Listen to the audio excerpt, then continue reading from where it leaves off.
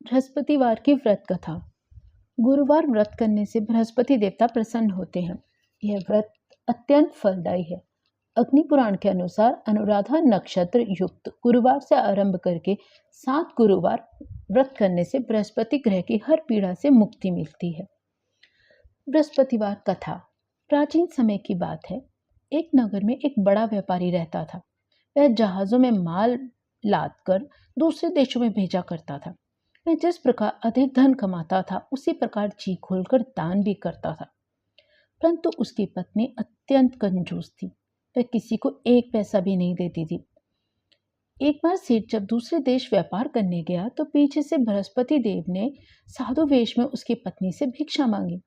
व्यापारी की पत्नी बृहस्पति देव से बोली, हे साधु महाराज, मैं इस दान और पुण्य से तंग आ गई हूँ। आप कोई ऐसा उपाय बताएं जिससे मेरा सारा धन नष्ट हो जाए और मैं आराम कर सकूं। मैं यह धन लुटता हुआ नहीं देख सकती। बृहस्पति देव ने कहा, हे देवी, तुम बड़ी विचित्र हो। संतान और धन से कोई दुखी होता है? अगर अधिक धन है तो इसे शुभ कार्यों में लगाओ। कुंवारी कन्याओं का विवाह कराओ, विद्यालय और बाग बगीचों का निर्माण करवाओ। ऐसे पुण्य कार्य करने से तुम्हारा लोक परलोक सार्थक हो सकता है। परंतु साधु की इन बातों से व्यापारी की पत्नी को कोई खुशी नहीं हुई। उसने कहा, मुझे ऐसे धन की आवश्यकता नहीं है जिसे मैं दान दूं। तब बृहस्पति देव बोले, यदि तुम्हारी ऐसी इच्छा है तो तुम एक उपाय करना। 7 बृहस्पतिवार घर को गोबर से लीपना, अपने बालों को पीली मिट्टी से धोना, बालों को धोते समय स्नान करना, व्यापारी से हजामत बनाने को कहना, भोजन में मांस मदिरा खाना, कपड़े अपने घर धोना। ऐसा करने से तुम्हारा सारा धन नष्ट हो जाएगा। इतना कहकर बृहस्पति देव अंतर्ध्यान हो गए।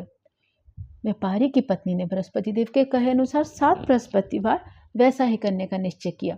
केवल 3 बृहस्पतिवार बीते थे कि उसकी समस्त धन संपत्ति नष्ट हो गई और वह परलोक सिधार गई।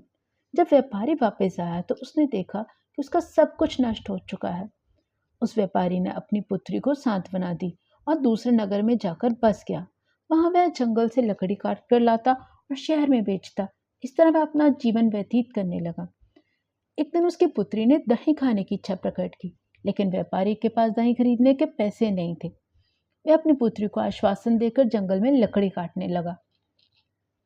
वहां एक वृक्ष के नीचे बैठ अपनी पूर्व दशा पर विचार करने लगा। उस दिन बृहस्पतिवार था। तभी वहां बृहस्पति देव साधु के रूप में सेठ के पास आए और बोले, हे मनुष्य, तू इस जंगल में किस चिंता में बैठा है? तब व्यापारी बोला, हे महाराज, आप सब कुछ जानते हैं। इतना कहकर व्यापारी अपनी सारी कहानी कहकर रो पड़ा। बृहस्पति देव बोले, देखो बेटा, तुम्हारी पत्नी ने बृहस्पति देव का अपमान किया था, इसी कारण तुम्हारा यह हाल हुआ है।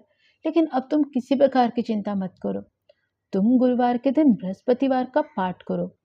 2 पैसे के चने और गुड़ को लेकर जल के लोटे में शक्कर डालकर वह अमृत और प्रसाद अपने परिवार के सदस्यों और कथा सुनने वालों में बांट दो। स्वयं भी प्रसाद और चरणामृत लो। भगवान तुम्हारा अवश्य कल्याण करेंगे। साधु की बात सुनकर व्यापारी बोला, महाराज, मुझे तो इतना भी नहीं बचता कि मैं अपनी पुत्री को दही लाकर दे सकूं। इस पर साधु जी बोले, तुम लकड़ियां शहर में बेचने जाना। तुम्हें लकड़ियों के दाम पहले से चौगुने मिलेंगे, जिससे तुम्हारे सारे कार्य सिद्ध हो जाएंगे। उसने लकड़ियां काटी और शहर में बेचने के लिए चल पड़ा। उसकी लकड़ियां अच्छे दाम में बिक गई, जिससे उसने अपनी पुत्री को दही लाकर दिया और गुरुवार की कथा हेतु चना गुड़ लेकर कथा की और प्रसाद बांटकर स्वयं भी खाया। उसी दिन से उसकी सभी कठिनाइयां दूर होने लगी। परंतु अगले बृहस्पतिवार को वह कथा करना भूल गया।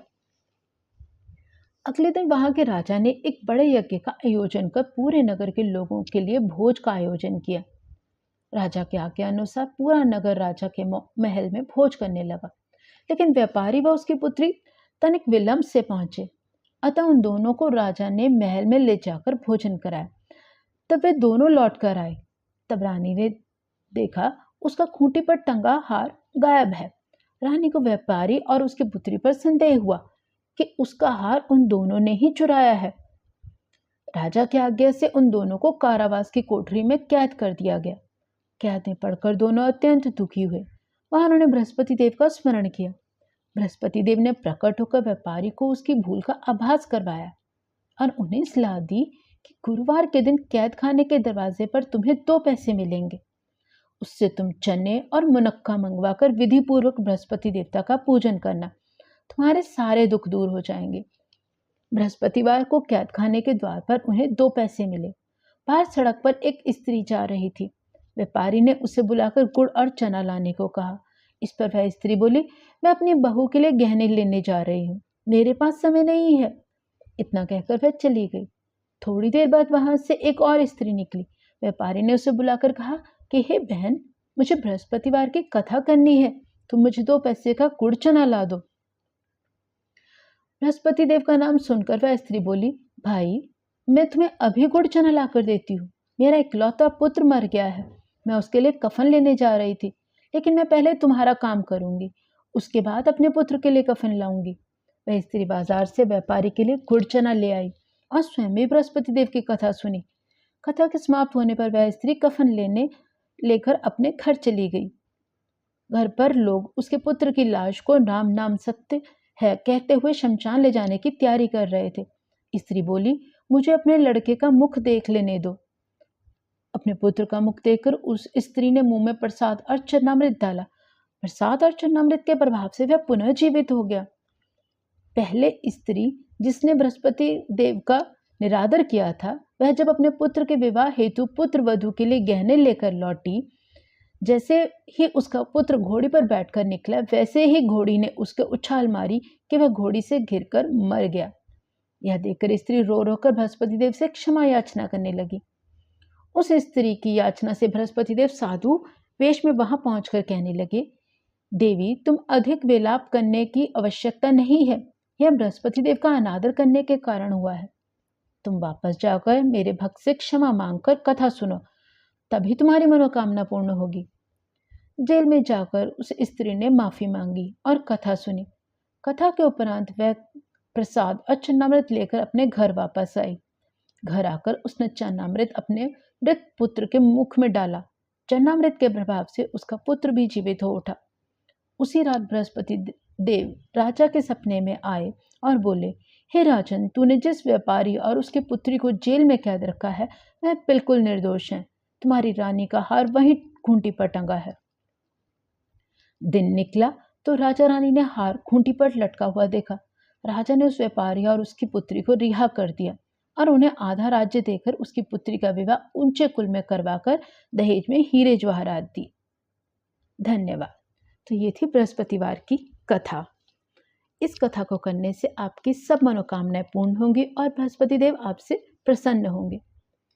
अगर आपको ये कथा अच्छी लगी है तो कृपा करके इस वीडियो को लाइक करें और मेरे चैनल को सब्सक्राइब करें। धन्यवाद।